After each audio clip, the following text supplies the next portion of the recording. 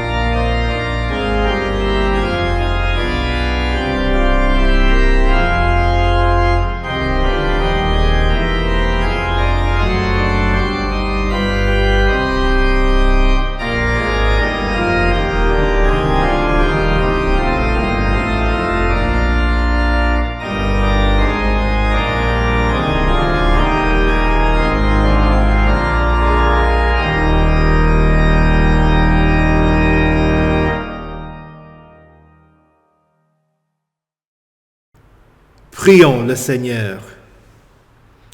Réveille nos cœurs, Seigneur, pour préparer le chemin à ton Fils bien-aimé. Que sa venue nous donne la force de te servir dans la pureté du cœur, lui qui vit et règne avec toi et le Saint-Esprit, un seul Dieu, maintenant et pour les siècles des siècles. Amen. Écoutez avec respect et recueillement les lectures pour ce deuxième dimanche de l'Avent. Tout d'abord l'Ancien Testament dans le livre du prophète Ésaïe au chapitre 11, les versets 1 à 10. Puis un rameau poussera de la souche d'Isaïe, un rejeton de ses racines portera du fruit. L'Esprit de l'Éternel reposera sur lui, esprit de sagesse et de discernement, esprit de conseil et de puissance, esprit de connaissance et de crainte de l'Éternel. Il prendra plaisir dans la crainte de l'Éternel. Il ne jugera pas sur l'apparence, n'adressera pas de reproches sur la base d'un oui-dire. Au contraire, il jugera les faibles avec justice et corrigera les malheureux de la terre avec droiture. Il frappera la terre par sa parole comme par un coup de bâton, et par le souffle de ses lèvres il fera mourir le méchant. La justice sera comme une ceinture autour de sa taille, et la fidélité comme une ceinture sur ses hanches. Le loup habitera avec l'agneau, et la panthère se couchera avec le chevreau. Le veau, le jeune lion et le bétail qu'on engraisse vivront ensemble, et un jeune garçon les conduira. La vache et l'ours auront un même pâturage, leurs petits un même enclos, et le lion mangera de la paille comme le bœuf. Le nouveau-né s'amusera sur le nid de la vipère, et le petit enfant mettra sa main dans la grotte du cobra. On ne commettra ni mal, ni destruction sur toute ma montagne sainte, car la terre sera remplie de la connaissance de l'Éternel, tout comme le fond de la mer est recouvert par l'eau. Ce jour-là, la racine d'Isaïe, dressée comme un étendard pour les peuples, sera recherchée par les nations, et son lieu de résidence sera glorieux. Ici prend fin la lecture de l'Ancien Testament. Écoutez également l'Épître dans Romains au chapitre 15, les versets 4 à 13. Or tout ce qui a été écrit d'avance l'a été pour notre instruction, afin que, par la persévérance et par le réconfort que donnent les Écritures, nous possédions l'espérance.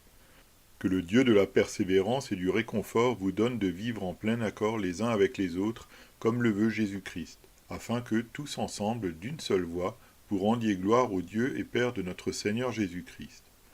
Accueillez-vous donc les uns et les autres comme Christ vous a accueillis, pour la gloire de Dieu. J'affirme en effet que Jésus-Christ est devenu le serviteur des circoncis pour prouver que Dieu est vrai en confirmant les promesses faites à leurs ancêtres. Quant aux non-juifs, ils célèbrent Dieu à cause de sa bonté, comme le dit l'Écriture. C'est pourquoi je te louerai parmi les nations et je chanterai à la gloire de ton nom. Il est encore dit, Nations, réjouissez-vous avec son peuple. Et encore, louez le Seigneur, vous toutes les nations, célébrez-le, vous tous les peuples. Ésaïe dit aussi, il paraîtra le rejeton d'Isaïe, il se lèvera pour régner sur les nations espéreront en lui. Que le Dieu de l'espérance vous remplisse de toute joie et de toute paix dans la foi, pour que vous débordiez d'espérance par la puissance du Saint-Esprit. Ici prend fin la lecture de l'Épître. Écoutez enfin l'Évangile dans Matthieu chapitre 3, des versets 1 à 12. À cette époque-là parut Jean-Baptiste, qui prêchait dans le désert de Judée. Il disait « Changez d'attitude, car le royaume des cieux est proche. » Jean est celui que le prophète Ésaïe avait annoncé lorsqu'il a dit « C'est la voix de celui qui crie dans le désert. Préparez le chemin du Seigneur, rendez ses sentiers droits. » Jean portait un vêtement en poil de chameau et une ceinture de cuir autour de la taille. Il se nourrissait de sauterelles et de miel sauvage. Les habitants de Jérusalem, de toute la Judée et de toute la région du Jourdain se rendaient vers lui. Reconnaissant publiquement leurs péchés, ils se faisaient baptiser par lui dans les eaux du Jourdain. Cependant, quand il vit beaucoup de pharisiens et de sadducéens venir se faire baptiser par lui, il leur dit « Race de vipères, qui vous a appris à fuir la colère à venir ? Produisez donc du fruit qui confirme votre changement d'attitude et ne vous avisez pas de dire en vous-même « Nous avons Abraham pour ancêtre ». En effet, je vous déclare que de ces pierres, Dieu peut faire naître des descendants à Abraham. Déjà la hache est mise à la racine des arbres. Tout arbre qui ne produit pas de bons fruits sera donc coupé et jeté au feu. Moi, je vous baptise d'eau en vue de la repentance. Mais celui qui vient après moi est plus puissant que moi, et je ne suis pas digne de porter ses sandales. Lui, Il vous baptisera du Saint-Esprit et de feu. Il a sa pelle à la main, il nettoiera son aire de battage, et il amassera son blé dans le grenier, mais il brûlera la paille dans un feu qui ne s'éteint pas. » Ici prend fin la lecture de l'Évangile. Heureux ceux qui écoutent la parole de Dieu et qui la gardent. Confessons notre foi. Je crois en Dieu, le Père Tout-Puissant, Créateur du ciel et de la terre.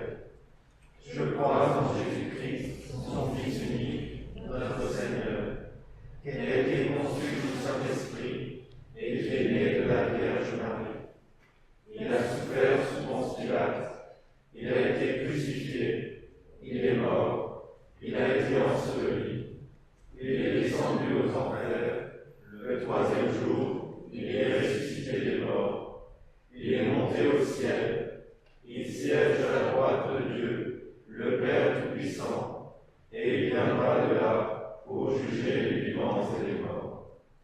Je crois au Saint-Esprit, la Sainte Église universelle, la communion des saints, la rémission des péchés, la résurrection de la chair et la vie éternelle.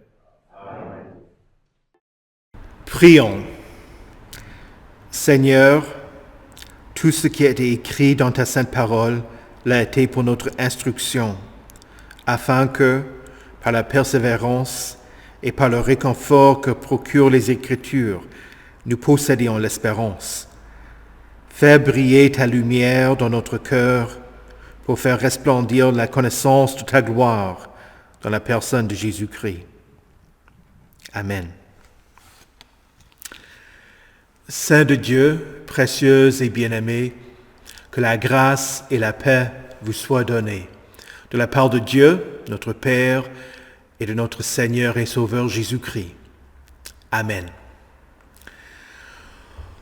Aujourd'hui, les 10 premiers versets de la prophétie d'Ésaïe, au chapitre 11, feront l'objet de notre méditation. Les versets 1 à 5 présentent la venue du Messie et le Messie lui-même. Les versets 6 à 8 décrivent le royaume qu'il inaugurera. Le verset 9 dit que Dieu demeurera avec nous dans sa nouvelle création.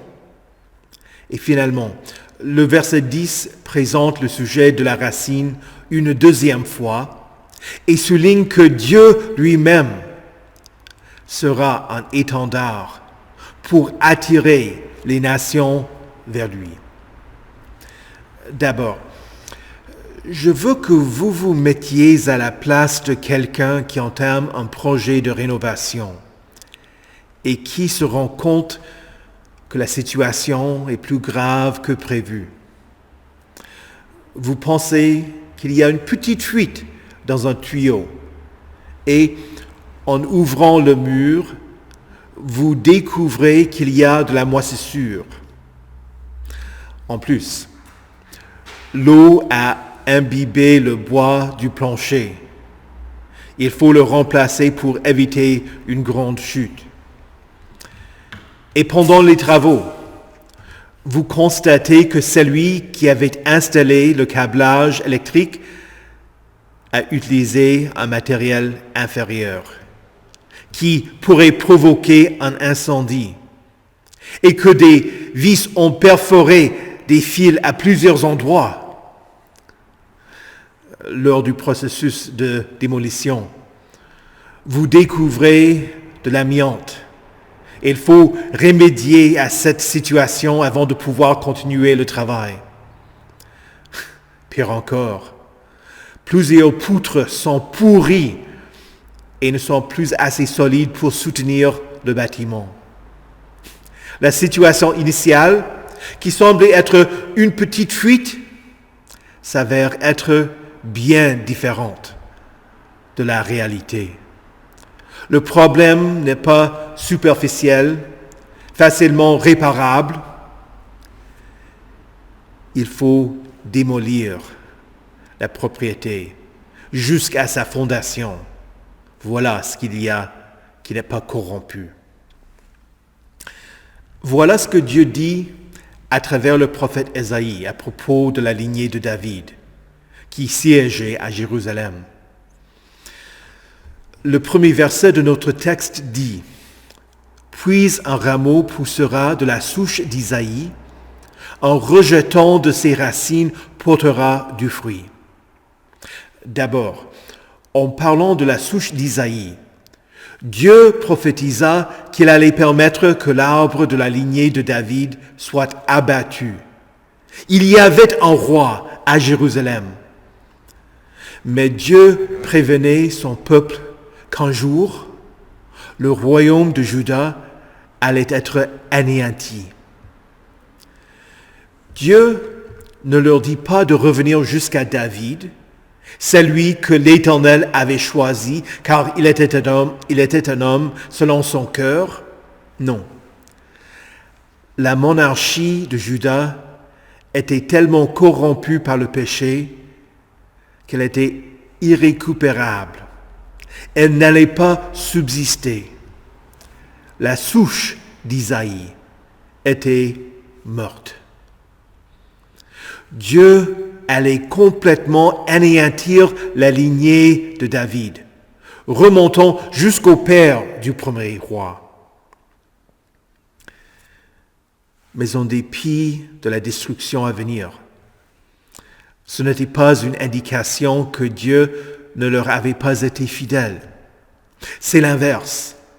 Les Israélites avaient rejeté Dieu comme leur roi. Quand le prophète Samuel était un vieil homme, les anciens d'Israël lui dirent qu'il voulait un roi comme en avaient les nations voisines. Il voulait un roi capable de juger leurs disputes et de les défendre sur le champ de bataille. Ils auraient dû comprendre que Dieu était leur roi et qu'il leur avait donné la victoire contre leurs ennemis. Mais ils refusaient de vivre par la foi en lui. Samuel se posa à leur demande, mais l'Éternel lui dit, « Écoute le peuple dans tout ce qu'il te dira, car ce n'est pas toi qu'il rejette, c'est moi, afin que je ne règne plus sur eux. » Bien que Dieu ait permis l'établissement d'une monarchie en Israël, il n'a jamais renoncé à son trône. Ainsi, Saül, David, Salomon et tous les autres rois n'étaient que des substituts de Dieu, le vrai roi en Israël. Si vous approfondissez l'idée de la souche d'Isaïe, vous découvrirez celui qui est la racine de la lignée de David. C'est Dieu. C'est Dieu qui avait oint David, qui l'avait établi à Jérusalem, qui l'avait protégé sur le champ de bataille et contre Saül, qui voulait le mettre à mort, et qui avait promis que l'un de ses descendants allait siéger éternellement sur le trône de son peuple. Ésaïe prophétise que le plan de Dieu était de supprimer la monarchie et de repartir à zéro sans les encombrants du péché. Néanmoins, Dieu est fidèle. Il est le vivant, la racine de la souche d'Isaïe. Donc, il est la source du rejeton promis. Jésus est à la fois la racine d'Isaïe et de la monarchie, ainsi que l'accomplissement de la promesse. Selon son humanité, Jésus appartient à la lignée de David. Selon sa divinité, il avait toujours été roi en Israël. Ésaïe décrit le Messie et son royaume premièrement en fonction de l'œuvre du Saint-Esprit. L'Esprit de l'Éternel reposera sur lui, esprit de sagesse et de discernement, esprit de conseil et de puissance, esprit de connaissance et de crainte de l'Éternel. Jésus n'est pas seulement sage, mais il est la sagesse de Dieu incarnée. Il est la parole de Dieu, plus tranchante que toute épée à 2 tranchants, pénétrante jusqu'à séparer âme et esprit, jointure et moelle. La parole de Dieu juge les sentiments et les pensées du cœur. Jésus possède l'esprit de conseil et de puissance. Il établit un plan et le réalise. En tant que créateur, il a calculé la dépense pour mener à bien son plan salvateur. Et il l'a accompli. Jésus a la connaissance et la crainte de l'Éternel. Pour toutes ces raisons, le règne de Jésus est unique, complètement différent des autres rois, descendants de David.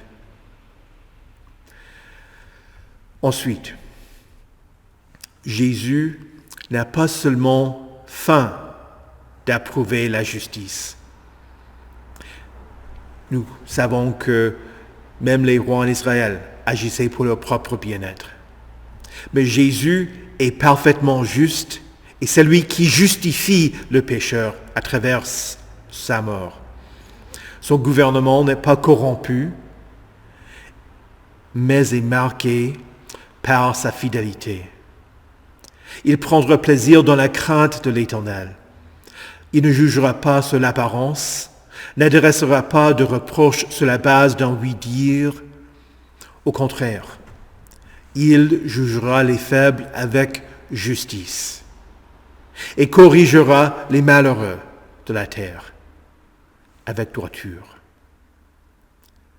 Il frappera la terre par sa parole, comme par un coup de bâton, et par le souffle de ses lèvres, il fera mourir le méchant. Voilà la justice de Dieu. La justice sera comme une ceinture autour de sa taille et la fidélité comme une ceinture sur ses hanches. Si le royaume de David devait être détruit et ressuscité, il faudrait qu'il fasse de même avec cette création. C'est la restauration du paradis. C'est ainsi que les versets 5 à 8 parlent de son royaume en fonction de la création. Non pas de cette création actuelle, marquée par le péché, mais de la nouvelle création qui est à venir. S'il fallait détruire le royaume de David et repartir à zéro pour avoir un roi fidèle, ce même roi n'établirait pas un royaume sur le fondement de ce monde du péché. Dans la nouvelle création, tout lui est assujetti. Les animaux apprivoisés et les bêtes sauvages vivent en harmonie. Même le plus vulnérable, l'enfant, n'est pas en danger dans ce royaume, dans la nouvelle création. De la même manière que Christ le roi est sans péché, son royaume à venir l'est aussi. On ne commettra ni mal, ni destruction sur toute ma montagne sainte, car la terre sera remplie de la connaissance de l'Éternel. Tout comme le fond de la mer est recouvert par l'eau. La prophétie du royaume à venir n'est pas réalisée, mais Christ est venu et il a inauguré son royaume. Depuis le jour où il fut élevé sur la croix et jusqu'à nos jours, Christ est dressé comme un étendard pour les peuples, invitant chacun à venir à lui. Ce jour-là, la racine d'Isaïe, dressée comme un étendard pour les peuples, sera recherché par les nations et son lieu de résidence sera glorieux.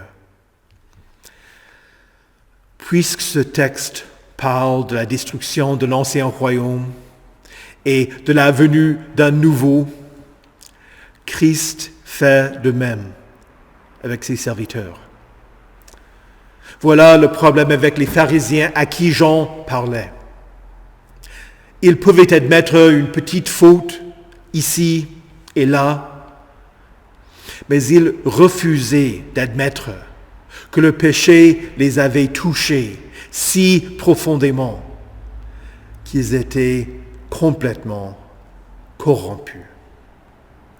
Voilà votre réalité. Le péché vous a rendu mort dans votre péché.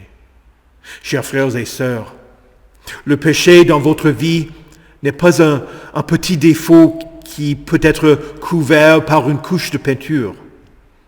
C'est le vrai problème. De la même manière que j'ai illustré le royaume du Sud comme étant complètement pourri et nécessitant d'être reconstruit depuis sa fondation, vous avez le même problème. Tout ce qui est juste, c'est le fondement de Jésus-Christ qu'il établit dans votre vie. Christ ne va pas laisser le problème s'aggraver. Saint Jean-Baptiste avertit les religieux qui refusèrent de confesser le péché. Déjà, la hache est mise à la racine des arbres. Tout arbre qui ne produit pas de bons fruits sera donc coupé et jeté au feu. Votre espérance ne vient pas de vous-même, mais de Jésus. C'est lui qui est le rejeton, qui est poussé des racines mortes. De la même manière que Dieu ressuscita la souche d'Isaïe et envoya Christ, le rejeton qui porte du fruit. Il vous pardonne. Il vous donne un nouveau fondement. Il vous a mis à mort avec tous vos péchés par les eaux du baptême, afin que vous mouriez au péché. Ce n'est pas que vous ne commettiez plus de péché, mais vous ne vivez plus pour le péché. Le péché ne vous domine pas. Et Christ vous ressuscite à la vie nouvelle. Pour que vous viviez pour lui, vous vivez le problème du péché chaque jour, mais aussi vous vivez le renouvellement du Saint-Esprit au quotidien. Voilà la repentance, le changement d'attitude, le changement de direction. Jésus est la racine d'Isaïe, c'est lui qui fut dressé comme un étendard pour les peuples, pour vous, afin que vous recherchiez et afin que vous entriez dans son lieu de résidence, glorieux, dans son royaume à venir. Au nom de Jésus, Amen. Que la paix de Dieu, qui surpasse toute intelligence, garde vos cœurs et vos esprits en Jésus-Christ pour la vie éternelle. Amen. Prions le Seigneur. Seigneur Jésus, toi qui es le rameau issu de la souche d'Isaïe et qui porte du fruit pour Dieu, tu possèdes l'esprit de sagesse et de discernement. Nous te prions de nous rendre sages pour le salut et de nous guider, pour que nous exercions un bon jugement en discernant en ce qui est bien et ce qui est mal. Donne-nous à tous des cœurs repentants, pour que nous ne soyons pas arrogants comme l'étaient les pharisiens. Guide-nous pour que chaque jour nous nous repentions de nos péchés et demandions ton pardon. Puisque tu es le rejeton qui porte du fruit, nous te demandons d'en porter dans nos vies. Seigneur, dans ta miséricorde, écoute notre prière. Dieu juste, nous te prions pour ceux qui œuvrent pour la justice dans ce monde, pour ceux qui créent et ceux qui administrent des lois, pour les juges, les gendarmes, les policiers, les avocats, les gardiens de prison et pour toute autre personne qui devrait protéger cette nation des malfaiteurs. En dépit du péché de ce monde, fais-nous désirer la paix qui est à venir. Seigneur, dans ta miséricorde, écoute notre prière. Dieu de cette création, fais de nous de bons gérants de ta bonté, pour que nous n'exploitions pas les biens de la terre, ni les gaspillons, mais pour que nous les utilisions pour notre bien-être et celui de nos proches. Seigneur, dans ta miséricorde, écoute notre prière. Sauveur des nations, nous te prions pour ceux qui vivent dans les ténèbres et dans l'ombre de la mort. Bénis les missionnaires qui enseignent et ceux qui donnent la lumière et ta vie aux autres. Seigneur, dans ta miséricorde, écoute notre prière. Dieu de grâce, toi qui sais ce qu'il y a au fond de nos cœurs, ceux que nous aimons, qui sont en difficulté, qui souffrent, qui ont besoin de ton aide. Nous intercédons pour eux maintenant dans nos cœurs, en demandant que tu nous exauces selon ta bonté et ta miséricorde.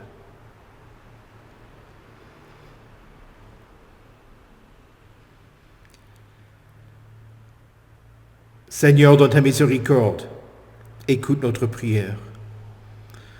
Entre tes mains, nous nous confions, nous-mêmes et tous ceux pour qui nous te prions, en mettant notre confiance en ta miséricorde par Jésus-Christ, ton Fils, notre Seigneur, qui vit et règne avec toi et le Saint-Esprit, un seul Dieu, maintenant et pour les siècles des siècles.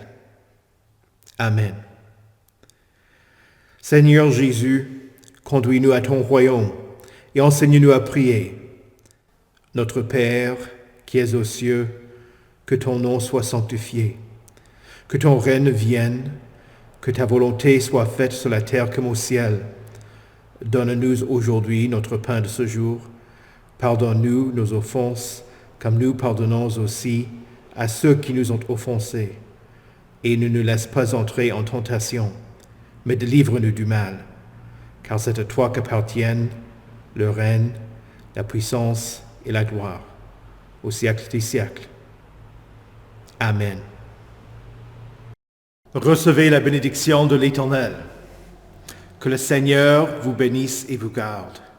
Que le Seigneur fasse luire sa face sur vous et qu'il vous accorde sa grâce.